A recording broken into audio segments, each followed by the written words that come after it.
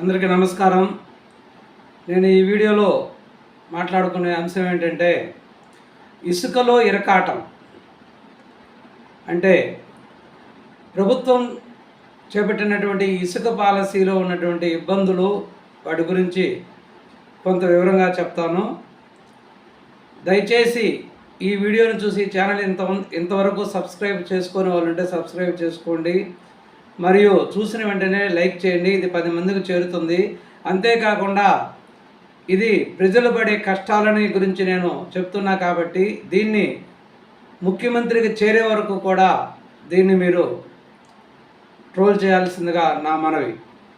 ఇకపోతే ఈ ఇసుక పాలసీ గురించి చెప్పేది ఏంటంటే 2019 జగన్మోహన్ రెడ్డి ముఖ్యమంత్రి అయినప్పుడు కొత్తగా ఆన్లైన్ ఇసుక పాలసీ అనేది తెచ్చాడు.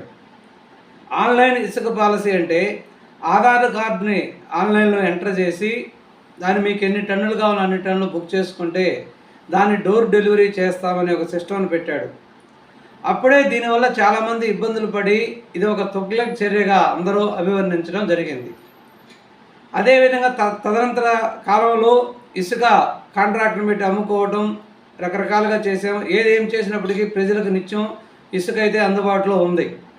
అంటే అది రేటు ఎంత అయినప్పటికీ ఇసుక అందుబాటులో వచ్చింది. 2019 కంటే ముందు రాష్ట్రంలో ఉచిత ఇసుక పాలసీ ఉన్నది. అప్పుడు కూడా ప్రజలు చాలా ఆనందంగా ఉన్నారు.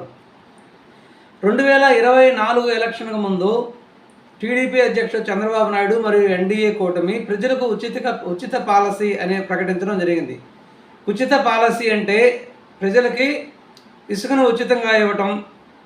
అంటే ట్రాన్స్పోర్ట్ రవాణా ఖర్చులు పెట్టుకొని, లోడింగ్ ట్రాన్స్పోర్ట్ ఖర్చులు పెట్టుకొని ఇసుక ఎటువంటి రుసుము చెల్లించిన అవసరం లేకుండా ఉండాలి. అదేవిధంగా ఇప్పుడు ఎన్డీఏ ప్రభుత్వం చేపట్టిన ఉచిత ఇసుక పాలసీ, వాళ్ళు ఉదయం లేస్తే పాలసీ ఇసుక ఉచితం అని ప్రకటిస్తున్నారు. కానీ వాస్తవ పరిస్థితుల్లో ఇసుక అనేది చాలా ప్రియమైపోయింది ఇప్పుడు.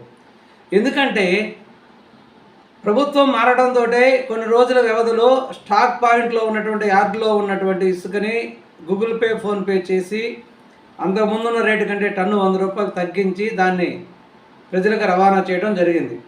ఇది బాగానే ఉంది. ఎందుకంటే ఆధార్ కార్డు తీసుకొని పోతారు, గూగుల్ పే, ఫోన్పే అమౌంట్ చేసేస్తారు, వాళ్ళకి కావాల్సిన ఇసుకను తెచ్చుకుంటారు.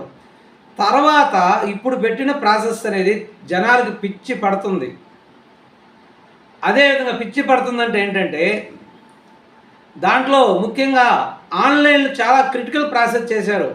ఆధార్ కార్డు ఎంటర్ చేయాలి, వాళ్ళు లొకేషన్ ఎంటర్ చేయాలి, వర్క్ ఆర్డర్లు ఎంటర్ చేయాలి, ఇంటి ప్లాన్ ఎంటర్ చేయాలి.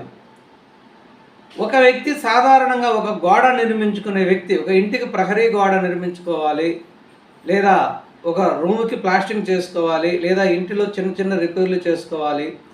వాటికి ప్లాన్ ఎక్కడ వస్తుంది, అప్రూవల్ ఎక్కడ వస్తుంది, ఇవన్నీ ప్రభుత్వం ఎందుకు ఆలోచించలేకపోయిందో అర్థం కావట్లేదు. ఈ రోజుటికి కూడా ఇసుక అందక ఈ గృహ నిర్మాణ కార్మికులు నానా ఇబ్బందులు పడుతున్నారు. ఎందుకంటే ప్రతిరోజు వాళ్ళకి కూలి ఉంటేనే వాళ్ళకి ఆ రోజు జరుగుబాటు అవుద్ది. కాబట్టి ఈ నిత్యం పనులకు పోయే లేబర్కు పని లేకుండా, ఎందుకంటే ఇసుక లభ్యం కాలేదు కాబట్టి నిర్మాణదారులందరూ కూడా వర్క్ ఆపేశారు. ఇప్పుడు 19వ తేదీ స్టార్ట్ చేసినామన్నారు, ఒక 2-3 రోజులు ఇచ్చారు. అది కూడా నైట్ 12 గంటలకి. అసలు ఈ అధికారులకు ఏమైనా కొంచెమన్నా తెలివి ఉందా? ఎవరైనా నైట్ 12 గంటలకు స్టాక్ పెడతారా? నిర్దిష్టమైన టైం అనేది పేపర్లో ప్రకటించి ఆ టైం ప్రకారం ఆన్లైన్లో స్టాక్ పెట్టాలి. కాబట్టి దయచేసి ముఖ్యమంత్రి వర్యులు, ఎన్డీఏ కూటమిలో ఉన్నటువంటి మంత్రులు, ఈ అధికారులు వాళ్ళ టెక్నాలజీని, అధికారులు చెప్పే మాటలు మీరు వింటే ప్రజల్లో ఇప్పటికే చాలా చెడ్డ పేరు వచ్చింది ఇసుక మీద. దయచేసి దీన్ని వెంటనే గ్రహించుకొని దీన్ని సరిదిద్దవలసిందిగా నేను మనవి చేస్తున్నాను. చాలా ఇబ్బందులు పడుతున్నారు.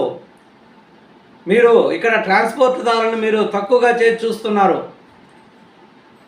ట్రాన్స్పోర్ట్కి మీరు ఇచ్చిన రేట్ అనేది అసలు మీరు ఒక పని చేయండి, బండ్లకు డ్యూలు కూడా ప్రభుత్వమే కట్టేయండి.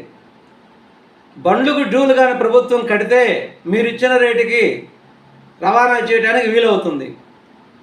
ఒక 10 టై టిప్పర్లో మీరు 18 టన్నులు 20 టన్నులు ఇస్తే ఈ 18 టన్నులు 20 టన్నులు పెరిగినటువంటి డీజిల్ రేటు అంటే మీరు మీరు సంవత్సరం డీజిల్ రేటు పెంచుకోవచ్చు.